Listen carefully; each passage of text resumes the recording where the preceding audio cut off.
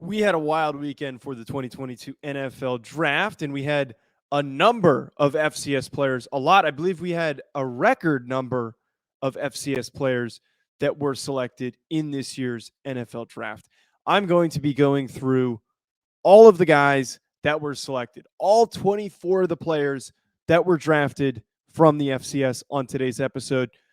No Sean Anderson today. He's off in Italy. He's off doing his own thing on an adventure, which is ironic that he's the one in Italy, yet I'm the one who's still here in the United States talking about the 2022 NFL draft. Where would I rather be? I'd rather be here than in Italy. So hope Sean's having a fun time. If you don't know who I am, Joe DeLeone, former Rhode Island long snapper, as well as NFL draft analyst with the Believe in NFL Draft Prospects podcast. We're going to go through all 24 of these picks, not each one specifically, not going to break down every single pick, but going to hit on the ones that I have thoughts on, and recapping where these FCS guys landed, who maybe has the best landing spots. All that is going to be coming up. Just want to tell you folks about today's sponsor, which is BetOnline, of course. I actually made a ton of bets on BetOnline for the draft, and I thought that I lost a ton of money, but I pretty much broke even after making all my bets, which isn't bad because the draft is probably one of the most unpredictable things. And this year's NFL draft was certainly unpredictable, far more unpredictable than I can remember in recent time. But if you want to bet, not just on the NFL draft, you want to bet on the NBA, head on over to Bet Online. Find all of your latest sports developments, including updated odds on the NBA playoffs, fights, and even next season's futures. Don't forget the MLB is back as well. Who are you picking to win the World Series? BetOnline is your continued source for all of your sports wagering needs, including live betting in your favorite Vegas casino and poker games. It's super easy to get started, so head to their website today or use your mobile device to join and use our promo code BELIEVE, that's BLEAV, to receive your 50% welcome bonus on your first deposit. BetOnline, where the game starts. So this NFL draft for FCS guys, the first day ended up being so eventful, so much more eventful than I was anticipating. And of course, I'm referencing the Cole Strange pick by the Patriots with the 29th selection. I want to start by talking about this Trevor Penning pick, though, at 19 to the New Orleans Saints. I had thought that the Saints acquired both of those picks, those two picks after they traded with the Eagles, because they wanted to trade up to either draft Charles Cross in the top 10, and the Seahawks ended up doing that at 9, or they were going to trade up into the top 15 and draft Trevor Penning. And I think what ended up happening is this run on receivers completely changed their approach, because that first pick that they had, they drafted Chris Olave, and they also didn't feel the need to make any moves to go get another tackle. It ends up actually working out perfectly for them because they didn't have to mortgage any capital to go get Trevor Penning. And I really like this fit for Trevor Penning. I don't know if he's going to play the left or the right tackle. I firmly have said that Penning is better playing at right tackle, but you got to love his length. You got to love his tenacity. It's everything that you want in an offensive tackle. Ryan Roberts, who's my co-host on the NFL Draft Prospects pod, on draft night, made comparisons for Trevor Penning and former Saints tackle Zach Strief, which I think is a fantastic comparison in terms of that demeanor, that size. Very interesting that we're going to have Trevor Penning playing for that same team. And they really needed to add an offensive lineman. And I think what's so beneficial for Penning is stepping into a spot where he doesn't need to be the best lineman.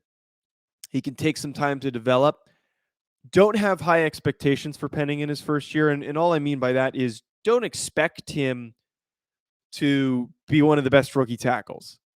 He's capable of it, but he does need some work. He does need to improve his technique. He does need to focus on not having as many penalties as he did, which we know he was one of the most penalized tackles in college football last year. But fantastic spot for him. I was saying, and I went on a couple of radio spots leading up to the draft, including one in Chattanooga to talk about Cole Strange.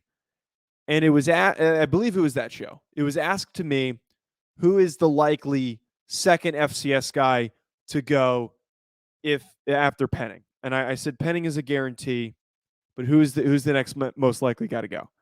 And I said it was Christian Watson. And I said Christian Watson could be a player who sneaks into the first round. And I think we were really close to having that happen with the run on receivers we got, but things started to mellow out a little bit. I did not expect Cole Strange, the Chattanooga guard / center, to be drafted in the first round and then also to be a New England Patriot. It was nothing on my radar whatsoever. And I was sitting and recording live coverage with Ryan Roberts that night, and we were waiting to record one of the hits that we did. And he says Cole Strange just got drafted by the Patriots. And I didn't believe him because Ryan likes to mess with me on stuff like that because he knows my affinity for the FCS. And I didn't believe him. It was that shocking of a pick. And I don't think anybody else was expecting that. But what this means for Cole Strange is he's going to go to a team that develops offensive linemen very effectively. They value guys that have that really strong base, that really powerful lower body that Cole Strange has. He also, similar to Penning, does need a little bit of work, but I think in due time, he will do just fine replacing Shaq Mason. And I know there's, some partial length concerns because his arms aren't that long. I thought that he was potentially better playing center. David Andrews is going to be their starting center, so they're probably not going to move him around. But to plug him into that spot to replace Shaq Mason, I think that you give him a year, he's not going to be an immediate impact starter. Similar to Penning, he's not going to be an all-pro like Jack Conklin was in his first year.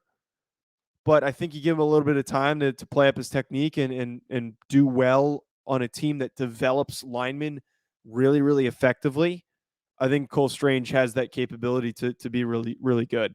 When we get to the second round, the two likely guys that I was expecting to get end up falling where they did. Christian Watson, as soon as I knew that he was not off the board the first round, I had this feeling it was either going to be the 49ers or the Packers. I didn't have any information, but I just had a feeling that either of those made sense. Him going to the Packers, I'm a bit torn on. I don't know how I 100% feel about it because I love Christian Watson as a prospect. He's very fast. He's very explosive. He needs to improve that drop rate that he has, which is, I think it was like hovering around 12%, which was one of the worst amongst the big name group of prospects that have been discussed through this cycle. But he, as a rookie, I don't think is going to be a Jamar Chase or even like an 800-yard receiving type of a guy. He's going to make some really, really good plays. He's going to be fantastic in his rookie year. But he's not a guy that's going to step in immediately and have an amazing first season. And I feel as though that the Packers situation demanded somebody who could be that type of a player. And that's why I was perplexed why the Packers didn't draft or try to trade up to draft one of the available receivers. And I know that there probably weren't very many options where they were sitting at the end of the first round, but someone like Treylon Burks or Garrett Wilson, which was not going to happen, or even maybe Jahan Dotson, I think could have provided more of an immediate impact. Now, in the long term, as a long-term play, this is a fantastic pick. Christian Watson is going to develop very nicely, getting the ball thrown to him by Aaron Rodgers and then eventually probably Jordan Love. But the reason why I'm iffy on this is that I think we're all going to have, actually, I'm not. A lot of people are going to have very high expectations for him. Like I'm seeing on social media that Drake London has the highest odds of any receiver to win Offensive Rookie of the Year. And people are coming and saying Christian Watson's going to win it. And just because he's in Green Bay, it's a foregone conclusion. And I don't think that's fair to Christian Watson. We need to let him get settled. We need him to develop. We need him to improve on some of his weaknesses before he can become an 1,100, 1,200 yard type of receiver, a 10 touchdown receiver. If he surpasses 600 yards in his first season, I think that's a really good year for Christian Watson. And I was hoping he would go to a team that he could be that second receiver. I really, because like Tim Patrick was the comparison that I kept throwing out there. Tim Patrick's not the number one receiver on the Denver Broncos. He's the third receiver. It goes Courtland Sutton, Jerry Jeudy, and then Tim Patrick.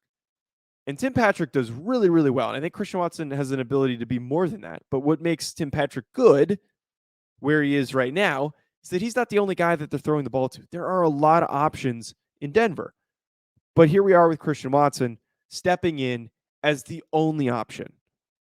Allen Lazard is the only guy that I can think of that has any real juice on that Packers receiving group. So I'm excited for him, but I think we need to temper our expectations before we immediately crown this kid to be a dark horse offensive rookie of the year player.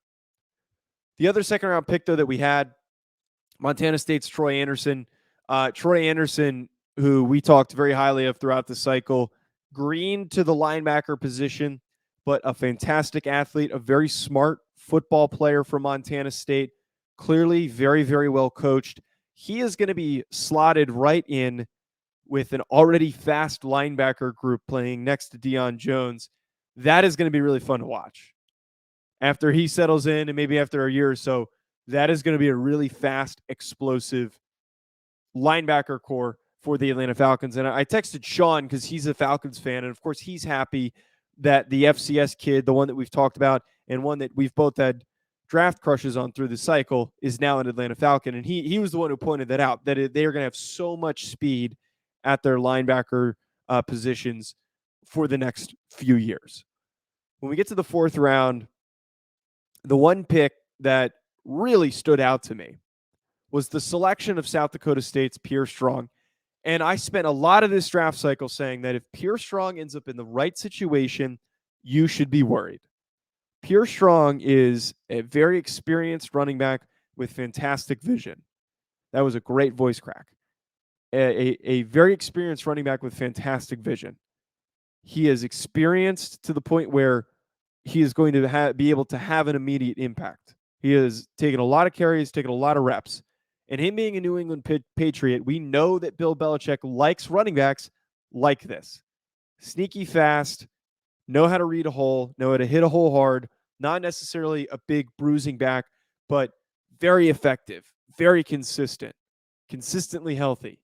And that's what you're getting with Pierre Strong Jr. And I know I just tried to say that we need to temper our expectations for Christian Watson in year one, but I'm hyping up Pierre Strong Jr. Damian Harris has been hurt a lot, and I know that they drafted another running back separate from Pierre Strong. But if you want to actually make a real dark horse pick, if you can find the odds for it, put your money on Pierre Strong Jr. as a dark horse to win Offensive Rookie of the Year. I've been comparing him situationally to James Robinson and Elijah Mitchell throughout this entire cycle. And he's actually very similar play style to Elijah Mitchell, similar speed profile, similar size. I am willing to bet money right now. And I'm probably going to go put money down on BetOnline once I can find out what I need to pick to actually get him up in those odds. Probably just going to be the other option. I think that it certainly is a possibility. If he runs for 1,000 yards or even just 800 yards, I'm not going to be shocked. And bookmark this right now when he has that good season, because he's going to do it. The other fourth rounders, North Dakota State's Cordell Volson goes to the Bengals, swing guard tackle, another tall athletic tackle. He's going to a situation where he's probably not going to start right away, but is going to be added depth for now. Houston Baptist and now Western Kentucky quarterback Bailey Zappi also goes to the Patriots. Quickly on this one, I don't fully understand this one. This team has a number of holes, did not spend a whole lot of money in free agency, and they're weak at receiver. They drafted Tyquan Thornton, which was a huge reach. Then they draft a backup quarterback in the fourth round. I love Bailey Zappi, and I think that he's a friend of the show. He's come on the show before. And I think that Bailey Zappi is going to develop into a really, really good backup quarterback in the NFL. But I just don't know why the Patriots need a backup quarterback. It's a good situation for him. The expectations are going to be low. He's like a really, really simplified version of Mac Jones, I think is like an interesting way of putting him, because he's smart, he's intuitive, he threw for so many freaking yards at Houston Baptist, but interesting spot for him to land. And then South Carolina State's Jacoby Durant is a Los Angeles Ram. There are obviously a lot of other picks that happened throughout this NFL draft, and I'm not going to hit on all of these, but some of the ones that I was a little bit perplexed by, some of the ones that I didn't really understand.